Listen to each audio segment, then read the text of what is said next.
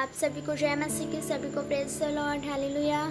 इस सुंदर दिन के लिए और सुंदर समय के लिए मैं आज सोच रही हूँ कि मैं आज हम डे ऑफ फादर्स डे हम सेलिब्रेट कर रहे हैं। तो आज हम उन वचनों को हम बोलेंगे जो आज फादर्स के ऊपर है, हालेलुया। हम देखेंगे नीति वचन 4 उसका पहला पद। हे मेरे पुत्रों, पिता की शिक्षा को सुनो और समझ प्राप्ति करने में मन लगाओ, हालेलुया।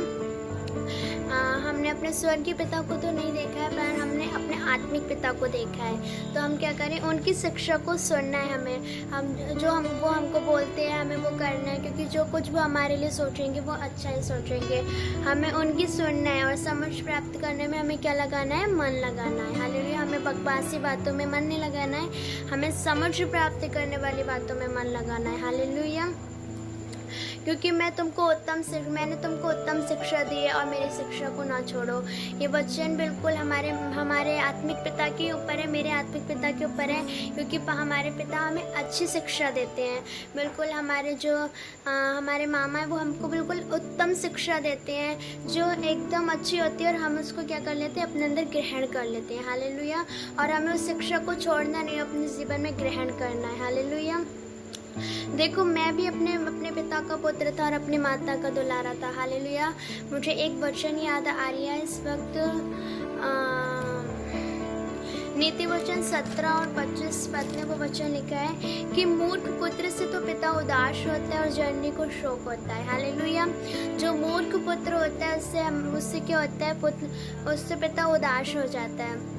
हमने अपने स्वर्गीय पिता को नहीं देखा, मैं फिर से बोलूँगी वो बात, पर हमने अपने आत्मिक पिता को देखा है। जब वो हमको बोलते हैं कि हमें घुटनों में बैठना है तो हमें बैठना है, और जब वो हमको बोलते हैं कि हमें वचन याद करने, गीत को लिखना है तो हमें लिखना है। और यदि हम ऐसा नहीं करते तो वचन बताता है कि मूर्ख पुत्र से तो पिता उदास हो जाता है और जननी को उससे शोक होता है, हालेलुया।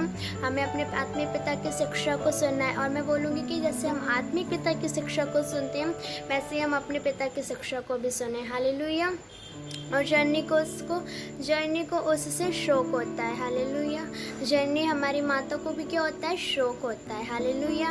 एक वचन और हम पढ़ेंगे इसी पर आधारित, नीति वचन 1 उसके 7 पद में, हे मेरे पुत्र, मेरी बातों को माना कर और मेरी आज्ञाओं को अपने हृदय में रख छोड़, हालेलुया।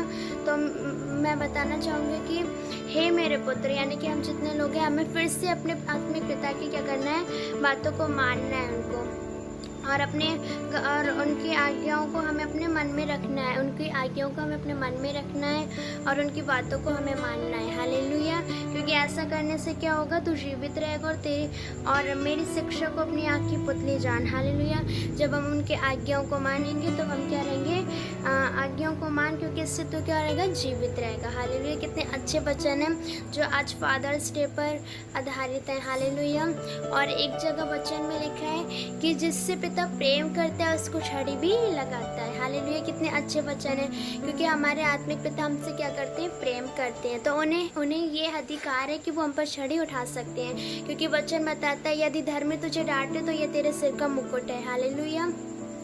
कितने अच्छे वचन आज प्रभु ने हमारे लिए आज इस बाइबल में से हमने देखे हैं और हमने इसको स्टडी किए हैं। इसके लिए मैं प्रभु का धन्यवाद करती हूँ कि इन वचनों को प्रभु ने मुझे ढूंढने की एक सामर्थ्य दी कि मैं इन वचनों को बोल पाई और ढूंढ पाई। और मैं ये कहना चाहूँगी फिर से कि हमें भी अपने आत्मिक पिता की क्या करना है, आज्ञाओं का पालन करना है, उनकी आज्ञाओं को मानना है। कभी कभी तो मैं ही नहीं करना चाहती हूँ कि जब मामा कहते हैं कि ये काम करो और मैं नहीं कर पाती हूँ, पर मैं अपने आप को रोकती हूँ कि नहीं, मुझे ऐसा नहीं करना है। वो मेरे आत्मिक पिता है, वो मुझे अच्छी शिक्षा देते हैं, क्योंकि पिता जिससे प्रेम करता है उसको डांटता है, वो मुझसे प्रेम करते हैं, वो मेरे आत्मिक पिता हैं, वो मुझ पर छड़ी भी उठा सकते हैं, हालेलुया।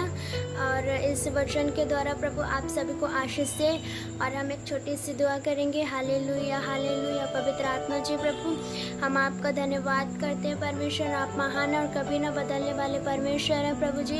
ओ पिता, मैं आपका धन्यवाद करती हूँ कि आपने मुझे सुबह से अब तक संभाला परमेश्वर प्रभु जी। और प्रभु, मैं खासकर प्रार्थना करती हूँ परमेश्वर, हालेलुया प्रभु, आप जो मुझे सामर्थ्य देते हैं उसमें मैं सब कुछ कर सकती हूँ प्रभु।